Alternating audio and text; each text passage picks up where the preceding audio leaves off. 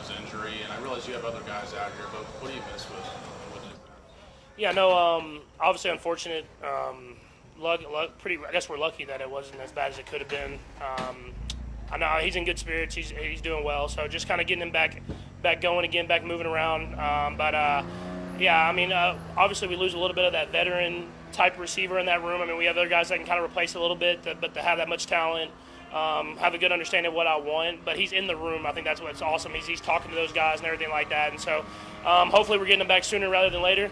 We just got to keep pushing those young guys to keep getting better and better every day. Patrick, Matt Nagy said Justin Watson would have to step up a little bit more. How confident are you in him in your third year working together? Yeah, very confident. I mean, a guy that knows everything, can play all three positions, can block, can catch, can stretch the field deep, and can work a little bit underneath as well. And so that's the type of guys that are going to have to step up while he's out. I mean, like I said, we're lucky that it doesn't seem like it's going to be too long. Jay Watt will come in and fill that role, and right when Hollywood gets back, we'll throw him right back in there, and he'll be ready to go. First, there were some standouts, or what position group were some standouts for you? Yeah, I mean, I thought it was a competitive camp. I think that was the best thing. I mean, more than just standouts, I thought every day you just didn't know if the offense or the defense was going to win. That's when it's a great camp. Is that you want to compete. There's days where defense gets after us. There's days that I feel like we had the advantage, and so I think that was the most positive thing I took from camp. And obviously, players had days and stuff like that. But I think just the competitive nature of camp was the best part about it.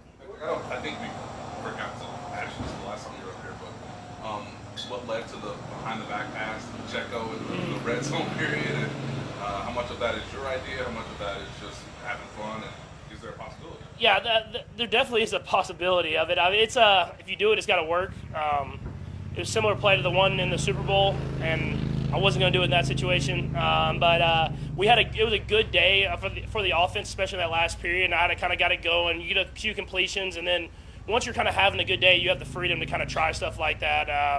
Obviously, if stuff's not working out well, you don't have that opportunity. So it was cool that I completed it. It's just you want to get in like a live type atmosphere, and that's as live as you're going to get in practice. What did Coach think of it when he His first thing he said is, "I've been telling you to do that for a while." Right? That's all he said. He's like, that's one of the plays I've been telling you can do it. So he's all. I'm telling you, he's all for it. It's me, the one that's hesitant to do it in the game. You have talked about you want to be better than last year. You want to play your best football, unlike last year. Do you think you've taken steps at this camp to do that? Yeah, I mean, I've been trying to push the envelope, trying to push the ball downfield, trying to make sure that we stay in that attacking mindset, but at the same time find that right balance.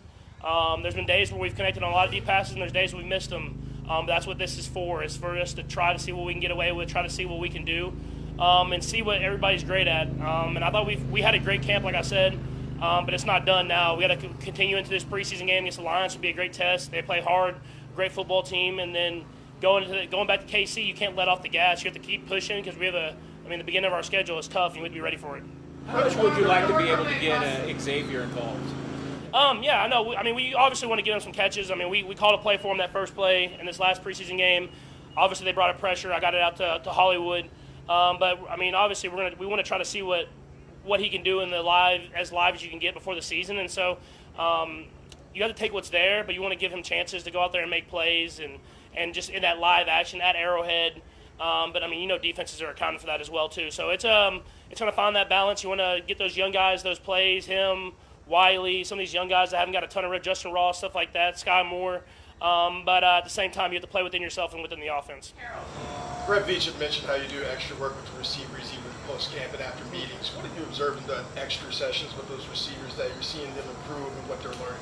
Yeah, I think just watching the extra film with them, you see those positive things happen almost the next day.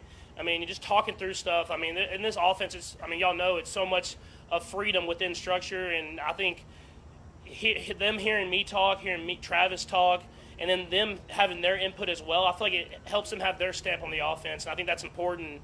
And obviously, it started a couple years ago with Trav, and then they kind of went to Juju in 11 last year, and then now these young guys are kind of taking on themselves. So Sky and Rasheed and Nico and Justin Ross, they're coming in those meetings, they're listening, they're talking, we're talking through it, and then they're making those progressions the next day. Coach Reed talked about the camaraderie built in the dorms. Maybe you can share a moment where you built a brotherhood with this new team behind the scenes. Yeah, I mean, for me, it's even more than the doors, we always go to Lazarone a couple times, and we take the guys, we get some pizzas. I usually do it after kind of like the second padded day before the 10-10-10, so we were there yesterday. And so don't remember that for next year and try to storm our party. We go there and you just eat and you just joke around. I think Ian Book had like 9 pieces of pizza yesterday, man. I had to calm him down because the first time we went, the O-line, he only got 1 piece because the O-line ate all his pizza. So he went in this last day. So but the stuff like that is where you build that bond, and then you have those jokes and stuff for the rest of the year. And that's what builds the great culture that we have.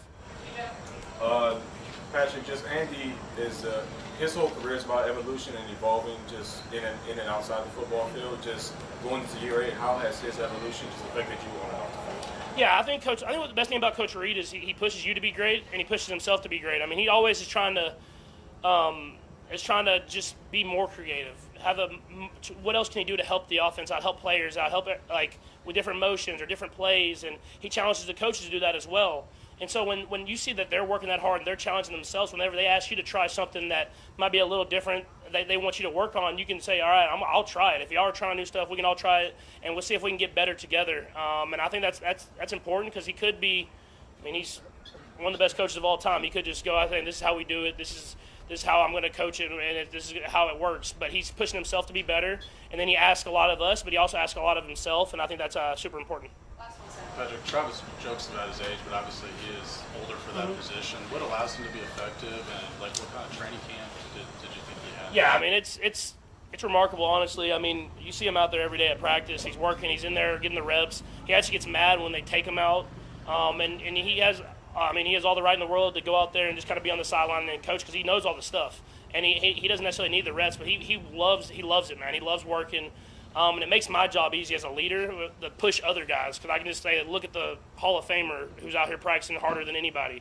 And so it's that's what makes him so special, man, is that he enjoys the process of being great, not just the top, not winning the Super Bowl. He enjoys the process of practicing. He enjoys the process of working on little details, and that's what the great ones do. And, I mean, you heard stories about like that with like Jerry Rice and guys like that. And so I think that's what, when you're great like that, you enjoy the process of what it takes to be great. And it helps me lead other guys because you can always point to that guy to show that that's how it's done. Thanks, Matt. Yeah.